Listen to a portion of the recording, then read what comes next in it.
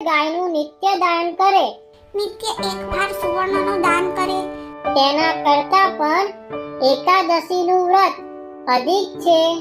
કોટી કલ્પ સુધી તત્કુચ્છાધિક વ્રત કરે તો પણ તેની બરોબર થાય નહીં.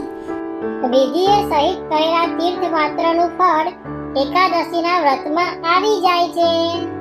આ વિડિયો આપના મિત્રોને શેર કરશો જેથી તેઓ પણ એકાદશીનો મહિમા જાણી શકે. આ વિડિયોને આપ વધારેમાં વધારે હરિભક્તો સુધી શેર કરશો જેથી બધા એકાદશી કરે અને મહંત સ્વામીને રાજી કરે.